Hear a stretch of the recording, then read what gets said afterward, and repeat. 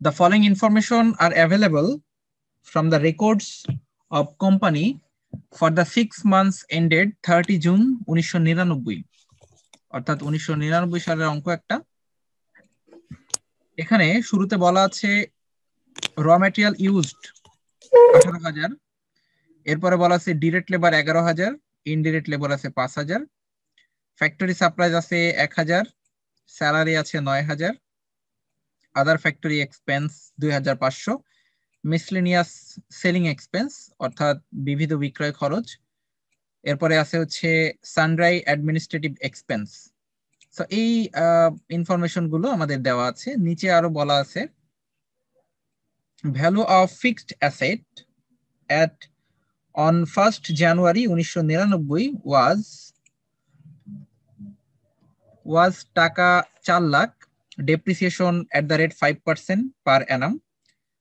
To be provided 75% of the depreciation relates to manufacturing, অর্থাৎ depreciation হচ্ছে manufacturing এর 75%, 15% to administrative এর উপরে 15% and 10% selling distribution এর উপরে। এরপরে বলেছে টু সেলিং ডিস্ট্রিবিউশন 2/3 অংশ অর্থাৎ 2/3 of the salary is for office and balance for sales. Total units produced sold during the 6 months is 5,000. Sales per unit are টাকা 16. Required বলা আছে prepare a statement showing the total cost of sales and profit earned during the period. তার মানে এখানে একটা statement করতে হবে, অর্থাৎ আমরা যে কস্ট শিট করি prepare a statement showing the total cost দেখাতে হবে of sales and profit earn during the period, এবং প্রফিটও দেখাতে হবে। এরপরে বি নাম্বারে বলছে find out the unit selling price for the next 6 month assuming that manufacturing cost has increased by 10%, administrative, selling and distribution expense have decreased by 15%।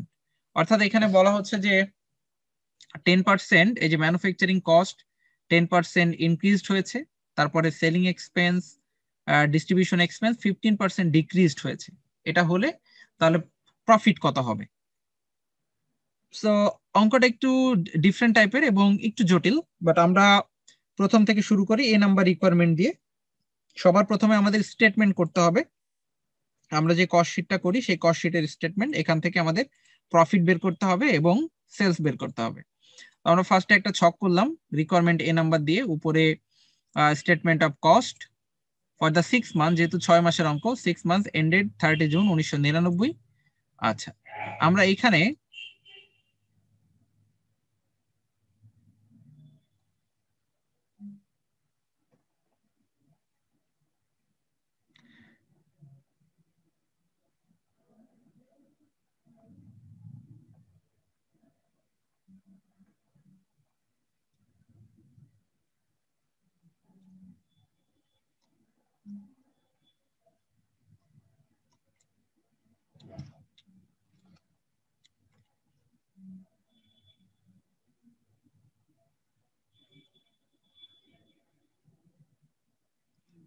ওকে, তাহলে আমরা শুরু করি।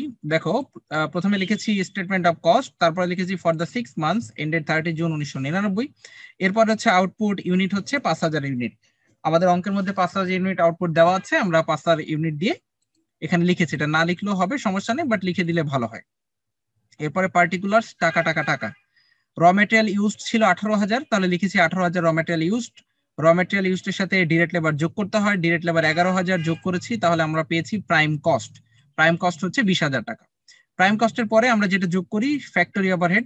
ফ্যাক্টরি ওভারহেডের মধ্যে কি কি যাবে? ইনডিরেক্ট লেবার যাবে 5,000 টাকা, এরপরে ফ্যাক্টরি সাপ্লাইজ আছে 1,000 টাকা, আদার ফ্যাক্টরি এক্সপেন্স আছে 2,500 টাকা। অর্থাৎ ফ্যাক্টরি রিলেটেড যে এন্ট্রি গুলো আছে সেগুলো দিয়ে দিতে হবে এখানে। এরপরে বলেছে ডেপ্রিসিয়েশনটা ফ্যাক্টরির মধ্যেই যায়, কারণ অবচয় হয় কার? ফ্যাক্টরি যে জিনিসগুলো থাকে তারই অবচয় হয়, এই জন্য ফ্যাক্টরির মধ্যে যাবে ডেপ্রিসিয়েশনটা। আবার যদি স্পেসিফিক বলে দেয় যে ডেপ্রিসিয়েশন অ্যাডমিনিস্ট্রেটিভ এর উপরে দেখাও, যেমন আমাদের অঙ্কের মধ্যে কিন্তু এখানে স্পেসিফিকলি বলা আছে, এখানে বলা আছে যে 5% ডেপ্রিসিয়েশন পার অ্যানাম, প্রতি বছরে 5% অবচয় হবে to be provided 75% of depreciation related to manufacturing.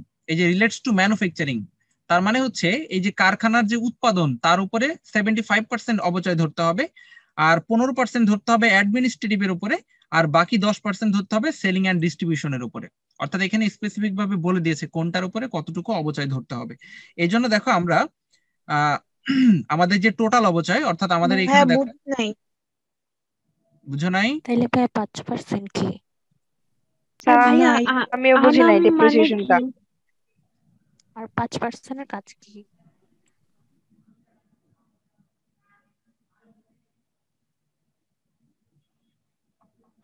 আচ্ছা, আমরা আগে রিকোয়ারমেন্ট করে নিতে হবে। দেখো একটু খেয়াল করো, আমরা আগে ওয়ার্কিংস করে ডেপ্রিসিয়েশনটা বের করে নিব, ঠিক আছে? 6 মাসের ডেপ্রিসিয়েশন, আমাদের ডেপ্রিসিয়েশন রেট কত পার্সেন্ট? 5%। দেখো এখানে অঙ্কের মধ্যে কি বলা আছে যে এখানে বলা আছে যে value of the fixed asset at on January 1, 1999 ওয়াজ টাকা, আচ্ছা এখানে চারটা এমনি চলে আসছে, ওয়াজ টাকা 4 লাখ। আমাদের জানুয়ারি মাসের 1 তারিখে 1999 সালে সম্পদের যে মূল্যটা ছিল, ফিক্সড অ্যাসেটের যে মূল্য ছিল সেটা হচ্ছে 4 লাখ টাকা। তাহলে এই ফিক্সড সম্পদের উপরে অবচয় ধরতে হয়, তাহলে এই 4 লাখের উপরে অবচয় হচ্ছে 5% ধরতে হবে। 4 লাখের অবচয় ধরতে হবে কত পার্সেন্ট? 5% পার অ্যানাম, মানে প্রতি বছর 5% অবচয় হবে। এখন কথার কথা ধরে নাও 4 লাখের 5% হচ্ছে 20,000 টাকা। এখন 4 লাখের 5% যদি 20,000 হয়, এখন পার্সেন্টেজ করে যে 20,000 টাকা, এটা তো 1 বছরের অবচয়, কিন্তু আমার তো অঙ্কটা 6 মাসের, আমার অঙ্ক হচ্ছে 6 মাসের 6 মান্থ, তাহলে 1 বছরের অবচয়ের টাকা তো আমি নিতে পারবো না, আমি নিব 6 মাসের টাকা 10,000 টাকা। সেই 10,000-এর উপরে 75% ধরতে হবে ম্যানুফ্যাকচারিং এর মধ্যে। 10,000 টাকার 75% হচ্ছে অবচয়টা দিব ম্যানুফ্যাকচারিং এ, 15% দিব অ্যাডমিনিস্ট্রেটিভে, আর বাকি 10% দিব সেলিং এর মধ্যে। বুঝছি? 6 মান্থ কিভাবে বুঝছি? অঙ্কে বলে দিয়েছে 6 মান্থ, এই যে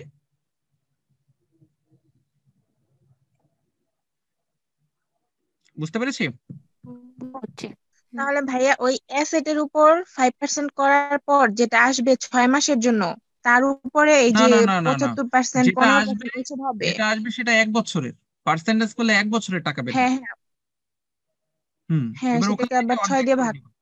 হ্যাঁ, 6 দিয়ে ভাগ না, 2 দিয়ে ভাগ, আবার অর্ধেক করে বলেন, নিব। বুঝি না। আমি বলছি অঙ্কটা যে 6 মাসের, এটা কি বুঝছো তাই বলো। জি স্যার এটা বুঝছি। অ্যাসেটের মূল্য কত? 4 লাখ। 4 লাখ। অবচয় ধরতে হবে কত পার্সেন্ট? 5%। 5% পার অ্যানাম, প্রতি বছরে। তাহলে 4 লাখের 5% কত হয়? 40,000, 20,000। জি আচ্ছা, এই যে 20,000 টাকাটা হলো পার অ্যানাম, মানে বার্ষিক 1 বছরের অবচয়। 1 বছরের অবচয় 20,000, তাহলে 6 মাসের অবচয় কত হবে? 10,000। 10,000। 10,000 টাকা। Very good.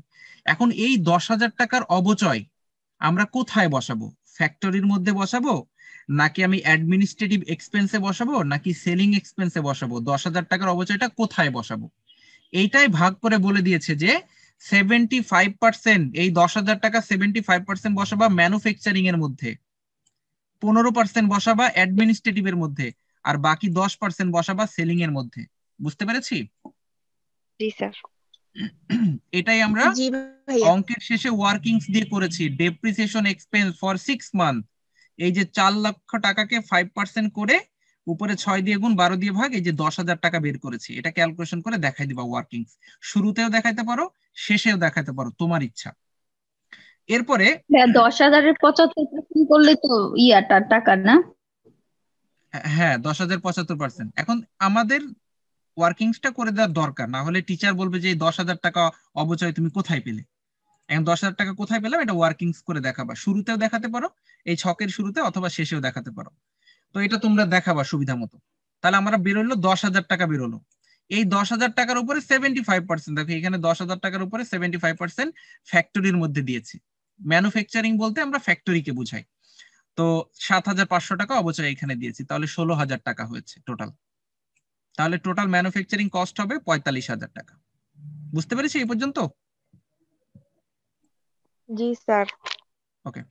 এবার আমরা কমার্শিয়াল এক্সপেন্স বা অপারেটিং এক্সপেন্স যেটাই লেখো না কেন, কমার্শিয়াল এক্সপেন্স বা অপারেটিং এক্সপেন্স দুই ভাগে ভাগ করা যায়। একটা হচ্ছে অ্যাডমিনিস্ট্রেটিভ এক্সপেন্স আর একটা হচ্ছে সেলিং এক্সপেন্স। তাহলে অ্যাডমিনিস্ট্রেটিভ এক্সপেন্সের মধ্যে কোনগুলো যাবে আর সেলিং এর মধ্যে কোনগুলো? সেলিং এর মধ্যে বিক্রয় সংক্রান্ত খরচ আর অ্যাডমিনিস্ট্রেটিভ এর মধ্যে প্রশাসনিক সংক্রান্ত খরচ। তবে যদি কোনো কিছুর অ্যামাউন্ট বলে দেয়, যেমন ধরো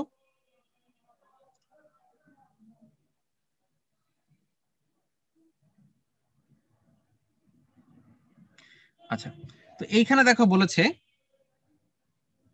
এই যে 2/3, এই যে 2/3 of the salary is for office. এই যে 2/3 মানে 3/2 ভাগ, 3/2 salary is for office. Office মানে কিন্তু অ্যাডমিনিস্ট্রেটিভে যাবে। অ্যাডমিনিস্ট্রেটিভে যাবে, প্রশাসনিক খরচ। তাহলে 3/2 হচ্ছে অফিস সংক্রান্ত, ঠিক আছে? তাহলে আর বলছে and the balance for sales. Balance মানে কি? বাকি অংশ। যে বাকি অংশটুকু কোথায় যাবে? সেলস এর মধ্যে যাবে, মানে সেলিং এক্সপেন্সের মধ্যে যাবে। বুঝতে পেরেছি? জি স্যার। আচ্ছা, তাহলে দেখো স্যালারি ছিল 9,000 টাকা। 9,000-এর এই 3/2 6,000 টাকা, এটা আমরা দিয়েছি অ্যাডমিনিস্ট্রেটিভ এক্সপেন্সে। আবার দেখো 3/2 যদি এখানে যায় তাহলে বাকি থাকে আর কয় ভাগ? 1 ভাগ, 3,000 টাকা বাকি থাকে।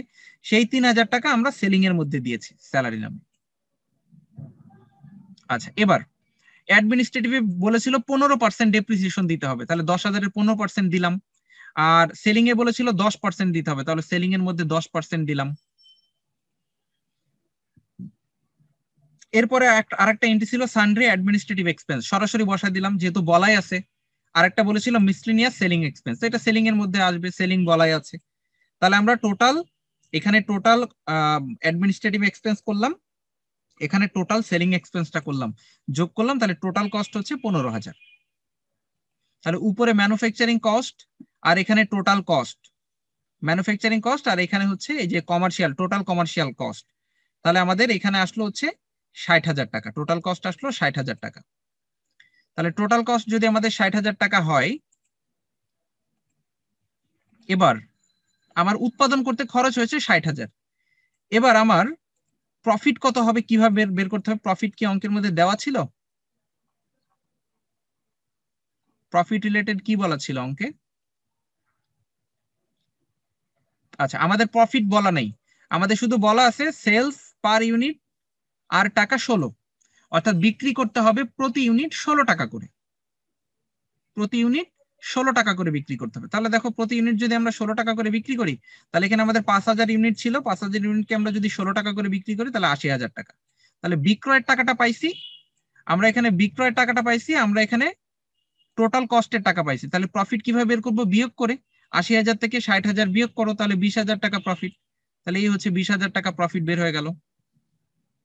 বুঝতে পেরেছি? জি স্যার।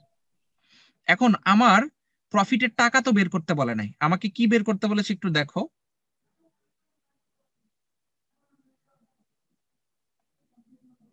প্রফিট তো এ শুধু নাম্বার প্রফিট না, সেলস। জি হ্যাঁ স্যার। হ্যাঁ profit earn during the period. আচ্ছা, তো আমার প্রফিট বের করতে বলেছে, ঠিক আছে প্রফিট বের করে দিয়েছি। এখন প্রফিটটা অনেক সময় পার্সেন্টেজে দেখাতে হয়, ঠিক আছে? আমরা দেখো এখানে রিকোয়ারমেন্ট 2 ওয়ার্কিংস 2 তে দেখো আমরা এখানে পার্সেন্টেজে দেখিয়ে দিয়েছি percentage of the profit on total cost, total কস্টের উপরে প্রফিট কত হবে। তাহলে সেক্ষেত্রে আমরা যেহেতু প্রফিট বের করছি, প্রফিটের পার্সেন্টেজ, তাহলে প্রফিটটা উপরে লিখবো, টোটাল কস্টটা লিখবো নিচে, ইনটু 100। তাহলে আমাদের দেখো প্রফিট ছিল 20,000, উপরে 20,000, টোটাল কস্ট 60,000, আর তাহলে ইনটু 100 করলে পার্সেন্টেজে বের হয়ে যাবে। স্যার এই কাজটা কখন করব? যখন প্রশ্নে পার্সেন্টেজ যাবে প্রফিটের তখন? হ্যাঁ, যদি প্রশ্নে পার্সেন্টেজ চাই তখন আমরা এই কাজটা করে দিব। আচ্ছা। আর এইখানে কেন করেছি সেটা একটু দেখে নাও, যে এই অঙ্কটাই তো বলে নাই, কিন্তু কেন করলাম এই অঙ্কটাই করলাম এই জন্য যে একটা জিনিস মনে রাখবা, প্রফিট কিন্তু সবসময় কস্টের উপরে ধরতে হয়, অর্থাৎ আমার যে খরচটা টোটাল কস্ট সবসময় এটার উপরে ধরতে হয়। বাট অনেক সময় অঙ্কের মধ্যে বলে দেয় যে সেলস এর উপরে প্রফিট করো, সেলস এর উপরে প্রফিট করো। তো যদি সেলস এর উপরে বলে তাহলে সেক্ষেত্রে কিন্তু আমাদের ভাগটা আবার ডিফারেন্ট হয়ে যাবে। আমরা এখানে কিন্তু টোটাল কস্টের উপরে করেছি, এই জন্য টোটাল কস্টটা নিচে বসিয়েছি। যদি সেলস এর উপরে করতো তাহলে কিন্তু অন্যভাবে করতে হতো। তাই অঙ্কের মধ্যে এরকম পাবো আমরা যে সেলস এর উপরে প্রফিট করতে হয়, সেটা কিভাবে, এটা আবার অন্যভাবে করতে হয়। তো এই জন্য এখানে পার্সেন্টেজটা করে দেখিয়ে দিয়েছি যে আমার প্রফিট কত পার্সেন্ট হয়েছে। তো তোমরা অঙ্কের মধ্যে যদি বলা থাকে তাহলে পার্সেন্টেজটা করে দেখাই দিবা, আর যদি না বলা থাকলে না করলেও হবে। সরাসরি এখানে তো প্রফিট 20,000 টাকা বের করেছি আমরা। তো এটা ছিল আমাদের 1 নাম্বার রিকোয়ারমেন্ট। আচ্ছা, এবার 2 নাম্বার রিকোয়ারমেন্টে কি বলেছে আমরা একটু দেখে আসি। Find out the unit selling price. Find out the unit selling price মানে 1 ইউনিটের বিক্রয় মূল্য নির্ণয় করো ফর দ্য নেক্সট 6 মান্থ, পরবর্তী 6 মাসের জন্য। অর্থাৎ আমরা অঙ্ক করেছি 6 মাসের, অর্থাৎ হচ্ছে জানুয়ারি থেকে জুন পর্যন্ত 6 মাসের অঙ্ক করেছি। এখন আমাকে বলতেছে যে পরবর্তী 6 মাসের ইউনিট প্রতি বিক্রয় মূল্য নির্ণয় করো। আমাকে কিছু হিন্টস দিয়ে দিয়েছে, দেখো। Next 6 month, assuming that manufacturing cost has increased by 10%. Manufacturing cost যদি 10% বৃদ্ধি পায়। এখন কথা হচ্ছে ভাইয়া ম্যানুফ্যাকচারিং কস্ট কোনটা? ম্যানুফ্যাকচারিং এর যে কয়টা এন্ট্রি ছিল সবগুলো 10% বৃদ্ধি পাবে। এরপরে বলেছে administrative selling and distribution expense have decreased by 15%। যদি অ্যাডমিনিস্ট্রেটিভ সেলিং এক্সপেন্স যদি 15% কমে যায়, অর্থাৎ ম্যানুফ্যাকচারিং যদি 10% বেড়ে যায় আর অ্যাডমিনিস্ট্রেটিভ সেলিং যদি 15% কমে যায়, and the percentage of profit, এই যে এইখানে দেখো বের করতে বলেছে পার্সেন্টেজ অফ প্রফিট, প্রফিটের পার্সেন্টেজ কত, and the unit produced and sold remain the same as before. অর্থাৎ বিক্রয় আগের মতোই, শুধুমাত্র ঝামেলা হয়েছে কোথায়, যে ম্যানুফ্যাকচারিং 10% বৃদ্ধি পেয়েছে আর অফিস সংক্রান্ত এবং সেলিং খরচ 15% কমে গেছে। তাহলে কত কি হবে সেটা বের করতে বলেছে। তো আমরা দেখো এখানে এই জন্য পার্সেন্টেজটা এখানে ওয়ার্কিং আকারে করে দিয়েছি, যেহেতু আমাদের পার্সেন্টেজে বের করতে বলেছে, এখানে পার্সেন্টেজে দেখিয়ে দিয়েছি। আচ্ছা, এবার বি নাম্বার রিকোয়ারমেন্ট আমরা করেছি, দেখো এখানে লিখেছি statement of unit sales price. আমাদের যেহেতু ইউনিট সেলস প্রাইস নির্ণয় করতে হবে সেহেতু আমরা এখানে লিখেছি ইউনিট সেলস প্রাইস। কিভাবে করছি দেখো, ম্যানুফ্যাকচারিং কস্ট আমাদের কত ছিল, এখানে ম্যানুফ্যাকচারিং কস্ট আমরা করেছিলাম 9,000 টাকা করেছিলাম ম্যানুফ্যাকচারিং কস্ট।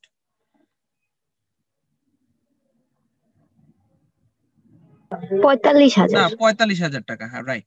ম্যানুফ্যাকচারিং কস্ট হচ্ছে আমাদের 45,000 টাকা। সো যেহেতু 45,000 টাকা ম্যানুফ্যাকচারিং কস্ট, এই 45,000 টাকার উপরে দেখো ম্যানুফ্যাকচারিং কস্ট কি করতে হবে, বৃদ্ধি করতে হবে 10%। তাহলে 45,000 উপরে যদি 10% বৃদ্ধি করি, তাহলে 45,000 এর 10% হচ্ছে 4,500। তাহলে 45,000 এর সাথে 4,500 যোগ করো, তাহলে হবে 49,500 টাকা। তো আমরা এখানে মানে এখানে হিসাবটা দেখিয়েছি যে 45,000 যোগ 45,000 ইন্টু 10%। অনেকে আবার এই জিনিসটা বোঝে না যে 45,000 যোগ করলাম আবার 45,000 10% কেন করলাম। তো যারা বুঝতে পারছো না তাদের জন্য বলছি যে 45,000 এর 10% বৃদ্ধি করতে হবে, এই জন্য ব্র্যাকেটের ভিতরে লিখেছি 45,000 ইন্টু 10%। তাহলে 45,000 ইন্টু 10% করলে হয় 4,500। এই 4,500 টাকা আগের 45,000 এর সাথে যোগ করতে হবে, তাহলে আমার বৃদ্ধি পাওয়ার পরে কত বের হয়েছে সেটা বের হয়ে যাবে। এই জন্য এটা যোগ করলে হয় 49,500 টাকা। তাহলে ম্যানুফ্যাকচারিং কস্ট আমি বৃদ্ধি করলাম। অ্যাডমিনিস্ট্রেটিভ এক্সপেন্স বলছে যে কমে গেছে, তো অ্যাডমিনিস্ট্রেটিভ এক্সপেন্স ছিল 9,000 থেকে 15% কমবে, আর সেলিং এক্সপেন্স ছিল 6,000, এখান থেকেও 15% কমে যাবে। তাহলে দেখো অ্যাডমিনিস্ট্রেটিভ এক্সপেন্স এই যে 15% কমিয়েছি 7,650, আর এখান থেকে সেলিং এক্সপেন্স 15% কমিয়েছি 5,100 টাকা আসে। তাহলে আমরা তিনটা খরচ যোগ করে টোটাল খরচটা পেয়ে যাব। তাহলে টোটাল খরচ হচ্ছে 62,250। 62,250 এটা হচ্ছে আমার টোটাল কস্ট। এবার টোটাল কস্টের সাথে আমরা কি করতে পারি, আমরা একটু আগে প্রফিটের পার্সেন্টেজটা ওয়ার্কিংস করে বের করে নিয়েছি 33.33%। তাহলে এই 62,250 টাকার উপরে 33.33% করলে আমাদের কি বের হয়ে যাবে, প্রফিট 20,750 টাকা প্রফিট। তাহলে প্রফিট পেয়ে গেলাম, টোটাল কস্ট পেয়ে গেলাম, দুইটা যোগ করো, যোগ করলে সেলস প্রাইস বের হয়ে যাবে 83,000 টাকা হচ্ছে সেলস প্রাইস। কিন্তু আমার তো বের করতে বলছি ইউনিট প্রতি সেলস, তাহলে এই 83,000 টাকা 5,000 ইউনিটের জন্য, তাহলে 1 ইউনিটের জন্য কত, 5,000 দিয়ে ভাগ করব, তাহলে দেখো ভাগ করেছি 16 টাকা 60 পয়সা ইউনিট সেলিং প্রাইস। এবার বলো বুঝতে পেরেছো কিনা? এখানে এই প্রফিটটা এরকম যোগ হলো কেন? জি স্যার, প্রফিটটা প্রফিট টেবিল বের করলাম কেন? আচ্ছা এটা প্রফিট, এটা আচ্ছা মানে প্রফিট কিভাবে বুঝবো? বলে দিচ্ছি কেন যোগ হচ্ছে প্রফিট। মনে করো যে একটা প্রোডাক্ট, ধরো আমি একটু লিখে নিই, একটা প্রোডাক্ট, আচ্ছা লেখার দরকার নেই, মুখে মুখে বলি। একটা প্রোডাক্ট, মনে করো তুমি বিজনেস শুরু করেছো, তুমি বিজনেস করতেছো হচ্ছে কসমেটিক্স নিয়ে, তো তুমি একটা মেকআপ বক্স বিক্রি করবা। এই মেকআপ বক্স তুমি কত টাকায় বিক্রি করবা এটা ডিপেন্ড করতেছে তুমি মেকআপ বক্সটা কয় টাকা দিয়ে কিনেছো। মনে করো মেকআপ বক্সটা তুমি 450 টাকা দিয়ে কিনেছো, তোমার কেনা দাম অর্থাৎ তোমার কস্ট 450 টাকা। মনে করো তোমার হচ্ছে কস্ট 450। এবার এই 450 টাকা তুমি কিনেছো, তোমার খরচ হয়েছে, এখন তুমি প্রফিট করতে যাও 300 টাকা, যে আমি 300 টাকা লাভ করব, তাহলে মনে করো তোমার প্রফিট 300 টাকা। এবার তাহলে আমাকে বলো যে তুমি বিক্রি করবা কয় টাকা দিয়ে? 750 টাকা। 750 টাকা দিয়ে যে বিক্রি করবা, কেমনে বের করলা? যোগ করলাম কার সাথে কার যোগ করলে? কষ্টের সাথে লাভ। কস্টের সাথে লাভ যোগ করলে কি পাওয়া যায়? সেলস পাওয়া যায়। আমরাও এই অঙ্কটাই তাই করেছি, আমাদের কস্ট ছিল 62,250, এর সাথে প্রফিটটা যোগ করেছি, যোগ করার পরে আমরা সেলস বের করেছি। আমরা যদি প্রফিটটা না যোগ করি তাহলে কি সেলস এর টাকা বের হবে?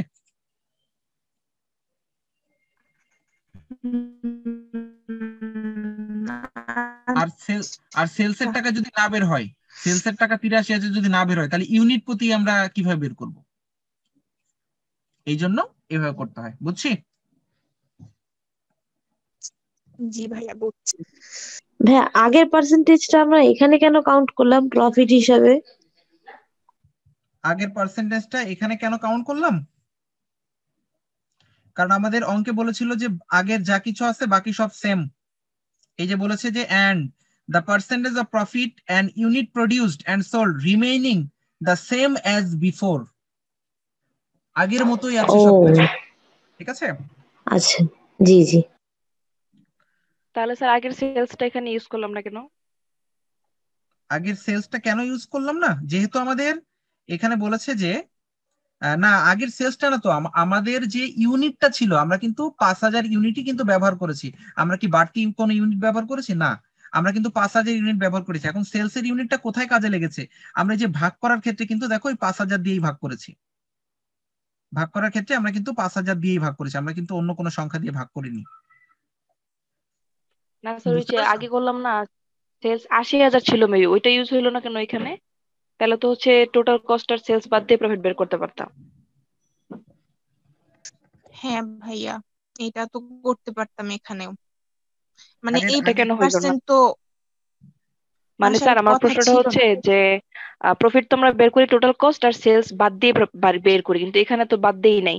বাদ দেই নাই কারণ সেলস প্রাইস ছিল না। তাহলে আমরা ওই যে আগের মেটটা করলাম না 80,000 সেলস প্রাইস, তাহলে 80,000 দিলেই তো হইতো। তাহলে এখানে আবার আলাদাভাবে সেলস প্রাইস কেন বের করলাম?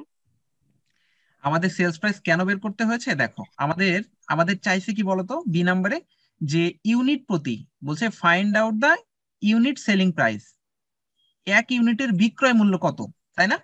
আমাদের কি চাইছে? এক ইউনিটের বিক্রয় মূল্য। তাহলে এখন তুমি আমাকে বলো এক ইউনিটের বিক্রয় মূল্য, যেমন মনে করো আগে আমার টোটাল সেলস ছিল হচ্ছে কত টাকা, আমার আগে টোটাল সেলস ছিল হচ্ছে 80,000 টাকা, তাই না? এটা আমার বিক্রয় মূল্য না 80,000 টাকা? জি স্যার। 80,000 টাকা। এখন 80,000 টাকা আমার কিভাবে পাইছি? 80,000 কে 5,000 দিয়ে ভাগ করে দেখো পার ইউনিট 16 টাকা করে দেওয়া আছে, পার ইউনিট দেওয়া আছে 16 টাকা করে, এটা আমাদের আগের অঙ্কটাই দেওয়া আছে। এখন আমার যদি খরচ কম বেশি হয়, আমার যদি এই ফ্যাক্টরি ওভারহেড কম বেশি হয়, এই কমার্শিয়াল এক্সপেন্সের এগুলো যদি কম বেশি হয়, যদি এগুলো কম বেশি হয় তাহলে আমার সেলস কি কম বেশি হবে না? হবে কিনা? হুম। এখন তোমার প্রশ্ন হচ্ছে ভাইয়া তাহলে প্রফিটও তো কম বেশি হবে, প্রফিটও তো কম বেশি হবে সেলস যদি কম বেশি হয়। প্রফিট কম বেশি হবে, কিন্তু আমাদের অঙ্কের মধ্যে বলেই দিয়েছে রিকোয়ারমেন্টে যে প্রফিটটা সেম ধরতে হবে। প্রফিটটা কি ধরতে হবে? Same. The percentage of profit and unit produced and sold remaining the same as before. প্রফিটটা সেম ধরতে বলেছে, আর বলেছে ইউনিট, বিক্রয়ের যে ইউনিট সেই ইউনিটটা সেম ধরতে হবে, অর্থাৎ 5,000 বিক্রি করেছো সেটাও সেম ধরতে হবে, বিক্রয় মূল্যটা সেম ধরতে বলে নাই আমাদেরকে। বুঝতে পেরেছো? তো আমাদের বলেছে যে প্রফিটের পার্সেন্টেজটা সেম ধরবা, and unit produced and sold remaining the as same as before. বিক্রয়ের যে ইউনিট 5,000 সেটা সেম ধরবা। এই জন্য আমরা ইউনিট সেলস এর টাকাটা সেম ধরি নাই। হ্যাঁ বলো। ইউনিট প্রডিউসড বুঝলাম, এন্ড সোল্ড রিমেইনস, এই সোল্ড বলতে কোন সোল্ড বোঝাইছে? কত টাকা? ইউনিট তো 5,000 বুঝলাম সেম থাকবে, তাহলে সোল্ড হ্যাঁ রিমেইনসটা কত টাকাটা ঠিক? ইউনিট 5,000, বাট কিসের ইউনিট? বিক্রয়ের ইউনিট না? হুম। এই জন্য এখানে সোল্ড, এখানে একবার একটানে কথাটা লিখেছে তো যার কারণে বুঝতে অসুবিধা হয়েছে। ইউনিট প্রডিউসড মানে ইউনিটটা এ পাশে হতো, হ্যাঁ তাই না? হ্যাঁ মানে ইউনিট হ্যাঁ, সোল্ড এটা হতো। এই ইউনিট সোল্ডটা যদি আগে দিত তাহলে তুমি বুঝতা যে এটা ওইটা বোঝাচ্ছে, বাট এখানে একটু আলাদাভাবে লিখেছে, লেখার ভাষাটা একটু অন্যরকম, এই জন্য তোমার বুঝতে অসুবিধা হচ্ছে। আর সম্ভবত এখানে এন্ডটা হবে না, কারণ একটু আগে প্রফিটের পরে একটা এন্ড ব্যবহার করেছি আমরা, প্রফিটের পরে এখানে একটা এন্ড ব্যবহার করেছি আমরা অলরেডি, সো এখানে আর এন্ডটা হবে না। So unit produce sold remaining the same as before. হ্যাঁ, এখানে এন্ড না হলে মিলবে। বুঝতে পেরেছি, এন্ডটা অতিরিক্ত চলে আসছিল। আর যখনই দেখবা যে ম্যানুফ্যাকচারিং কস্ট কম বেশি হচ্ছে, অ্যাডমিনিস্ট্রেটিভ কম বেশি হচ্ছে, তখন আমাদের বের করতে বলেছে পার ইউনিট সেলিং প্রাইস। তো পার ইউনিট সেলিং প্রাইস যদি আমরা ওই আগের বিক্রয়টাই নেই, আগের বিক্রয় ছিল 80,000, যদি এই 80,000ই নেই তাহলে তো আমার পার ইউনিট সেলিং প্রাইস অঙ্কে দেওয়াই আছে 16 টাকা। তো পার ইউনিট সেলিং প্রাইস কখনো এটা হবে না, এই জন্য আমরা প্রফিট দিয়ে ক্যালকুলেশন করে তারপরে আমরা সেল বের করেছি, তারপরে ইউনিট প্রতি কস্ট বের করেছি যে পার ইউনিটে কত টাকা বিক্রি করব। স্যার যদি পার ইউনিট সেলিং প্রাইসটা না চাইতো তাহলে কিভাবে বের করতাম পার ইউনিট এই যে সেলিং প্রাইস প্রফিটটা? না করলেও এইভাবে 83,000 টাকা বের করতাম, এই পর্যন্ত শেষ করতাম। তাহলে কারণ স্যার কি নিয়ম তো হচ্ছে হুম প্রফিট বের করার নিয়ম হচ্ছে টোটাল কোস্ট আর সেলিং প্রাইস মাইনাস করব। তো এটা তো অন্যভাবে করছি, তো কখন বুঝবো যে অন্যভাবে করতে হবে? আমাদের 1 নম্বর অঙ্কটাই দেখো, কোনো ভেজাল নেই। 1 নম্বর অঙ্কটাই আমাদেরকে বলেছে যে এখান থেকে প্রফিট নির্ণয় করো। সো 1 নম্বর অঙ্ক আমরা করতেছি, আমাদের টোটাল কস্ট বেড়েছে 60,000, এই পর্যন্ত কোনো সমস্যা নেই। এখন আমাদের এর সাথে প্রফিট যোগ করার কথা, কিন্তু অঙ্কের মধ্যে প্রফিট দেওয়া নাই। প্রফিট দেওয়া নাই কেন? কারণ প্রফিটটা বের করতে বলেছে। 1 নম্বর অঙ্কে কি বের করতে বলেছে? প্রফিট বের করতে বলেছে, তো প্রফিট তো নিশ্চয় দেওয়া থাকবে না। তো প্রফিট যদি দেওয়া না থাকে তাহলে অবশ্যই সেলিং প্রাইসটা দেওয়া থাকতে হবে, বাধ্যতামূলক। আমাদের টোটাল কস্ট উপর থেকে বের করলাম, প্রফিট বের করতে বলেছে, তো প্রফিট বের করতে বলে সেলিং প্রাইস বাধ্যতামূলক দেওয়া থাকতেই হবে। এই জন্য সেলিং প্রাইসের হিন্টস কি দেওয়া ছিল যে প্রতি ইউনিট 16 টাকা করে 5,000 ইউনিট, তাহলে 16 টাকা করে 5,000 ইউনিট আমরা গুণ করে দিয়েছি, তাহলে সেলিং প্রাইসটা বের হয়ে গেছে। তাহলে এবার প্রফিটটা আমরা ইজিলি বের করতে পারছি, কোনো ভেজাল নেই। বুঝতে আচ্ছা, পেরেছি? 1 নম্বর রিকোয়ারমেন্টে র মেটেরিয়ালস এর ডিরেক্ট লেবার যোগ করে 20,000 কেমনে হলো? 18 আর 11।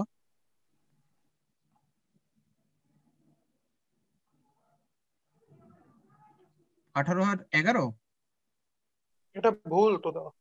এটা তাহলে 12 হবে, 12 করে দাও। ওকে, না তাহলে তো ভাইয়া, পুরো 2 হবে, অঙ্কের 2,000 করে দেন। ও 2,000 হবে না? আচ্ছা আচ্ছা আচ্ছা, ওই অ্যামাউন্টটাকে, হ্যাঁ 2,000 করে দেন, তাহলে আর কাটতে হবে না কিছু। ওকে ওকে ডান। ওকে, আর বলো কি কোশ্চেন আছে, আর বলো।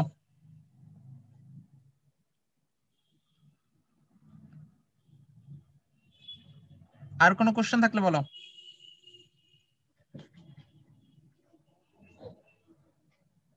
পরীক্ষায় আসার মতো একটা অঙ্ক।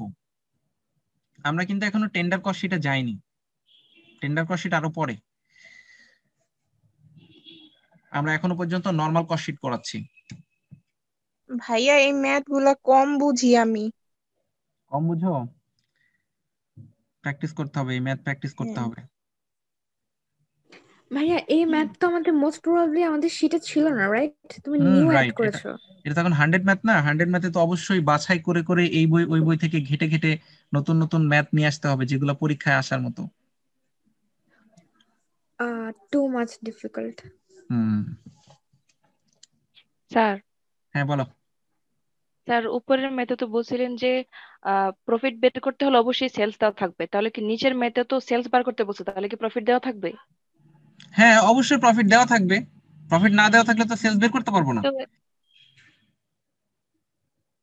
অবশ্যই প্রফিট দেওয়া থাকতে হবে, নিচের ম্যাথে যেহেতু সেলস বের করতে বলেছে প্রফিট বাধ্যতামূলক দেওয়া থাকতেই হবে। কিন্তু এখানে তো প্রফিট আমরা বের করছি হচ্ছে টোটাল না কস্টকে না পার্সেন্টেজ করে না না বের না না করেছি না তারপর। না না প্রফিটটা কি বলেছে দেখো, বলেছে যে the percentage of profit and unit produce sold remains the same as before, অর্থাৎ আগের অঙ্কটার যে যে পরিমাণ প্রফিট হয়েছে সেই পরিমাণের যে পার্সেন্টেজটা, প্রফিটের পার্সেন্টেজটা, সেই প্রফিটের পার্সেন্টেজটা এই অঙ্কের ক্ষেত্রেও সেম থাকবে। তো আগের অঙ্কটার পার্সেন্টেজ তো আমরা বের করি নাই, টাকায় বের করছি 20,000 টাকায়। তো টাকাটাকে পার্সেন্টেজে লাগবে আমার, তো পার্সেন্টেজে আমরা ওয়ার্কিং টু দিয়ে বের করে নিয়েছি যে 33 টাকা 33 পয়সা, 33.33%। এই জন্য এই প্রফিটের পার্সেন্টেজটা আমরা এখানে কাজে লাগিয়েছি যে 33.33%। তাহলে স্যার যদি পার্সেন্ট না দিয়ে ডিরেক্ট প্রফিট থাকতো কোনো অ্যামাউন্ট, তাহলে ডিরেক্ট অ্যামাউন্টটা বসাইতাম। ডিরেক্টটা বসাইতাম, যেহেতু আমার পার্সেন্টেজটা বলেছে পার্সেন্টেজ বসাতে হবে, এই জন্য পার্সেন্টেজটা নিয়েছি। আচ্ছা কেন তাহলে ভাইয়া স্যার 83,000 থেকে 6250 বাদ দিলে এরকম হইতো না? আমরা ভাইয়া 83,000 কোথা থেকে পাইলাম? এখানে 83,000 তো দেওয়া নাই। টোটাল কস্টের পার্সেন্ট এটা, হ্যাঁ টোটাল কস্টের টোটাল উপরে কস্টের পার্সেন্টেজ করতে হবে। এত পার্সেন্ট। হুম, টোটাল কস্টের উপরে স্যার পার্সেন্টেজ। ভাইয়া আমি কি বললাম, হ্যাঁ তুমি বলো। মানে যে সেলস প্রাইস 83,000, ও আচ্ছা 83,000 তো কোথায় পাবো, পরে 83,000 যোগ কোথায় না পাবো? করলে? এটা তো দেওয়া নাই আমার। আমি বলেছি কি দেখো, আমার টোটাল কস্ট, প্রফিট এবং সেলস, এই তিনটার মধ্যে যে কোনো দুইটা বাধ্যতামূলক থাকতে হবে, না হলে আরেকটা বের করা যাবে না। তিনটার মধ্যে যে কোনো দুইটা থাকলে আরেকটা বের করা যাবে। তো আমার এই অঙ্কটাই সেলস বের করতে হবে, তাহলে অবশ্যই আমাকে টোটাল কস্ট আর প্রফিট থাকতে হবে। আগের অঙ্কটাই আমাদের। স্যার বলো। স্যার এর মানে যদি প্রফিট দেওয়া থাকে তাহলে ডিরেক্ট প্রফিটের অ্যামাউন্ট বসাবো, আর যদি পার্সেন্টেজের কথা বলা থাকে টোটাল কস্টের পার্সেন্টেজ করব, এটাই তো? টোটাল কস্টের পার্সেন্টেজ করতে হবে, হ্যাঁ রাইট। আচ্ছা আচ্ছা, থ্যাংক ইউ। আর দেখো কোনো প্রবলেম আছে কিনা, কোনো কোশ্চেন আছে কিনা আর?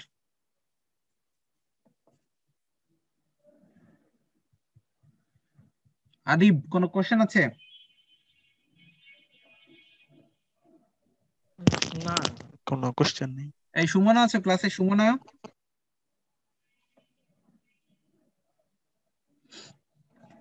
আছি। অঙ্কটা কি বুঝছো? কোনো প্রবলেম আছে? না ভাইয়া প্রবলেম। আচ্ছা ঠিক আছে, ওকে তাহলে মোটামুটি প্রবলেম নাই আর। তারপরেও একটু দেখবা ভিডিওটা, দরকার হয় আবার দেখবা, বা অঙ্কটা আরেকবার একটু বাসায় প্র্যাকটিস করবা, তাহলে হয়তো বা আরো বেশি ক্লিয়ার হয়ে যাবে বিষয়গুলো। আর এরপরে যদি কোনো প্রবলেম মনে করো যে প্রবলেম হচ্ছে, তারপরে আমাকে মেসেঞ্জারে নক দিবা, আমি বুঝাই দিব, ঠিক আছে? ভাইয়ের 3 নাম্বার SW টা কি সলভ করে ফেলছেন? না না, ওটা করাইনি আজকে, আমি এই অঙ্কটা ধরছি তো এই জন্য ওইদিকে যাইনি, 3 নাম্বারটাই যাইনি, ঠিক আছে? নেক্সট দিন তাহলে করাবো এটা। ওকে, তাহলে আজকের মতো ক্লাস এখানে শেষ করে দিলাম। সবাই ভালো থাকো, আল্লাহ হাফেজ, আসসালামু আলাইকুম। হ্যাঁ, আসসালামু আলাইকুম। ওয়ালাইকুম আসসালাম।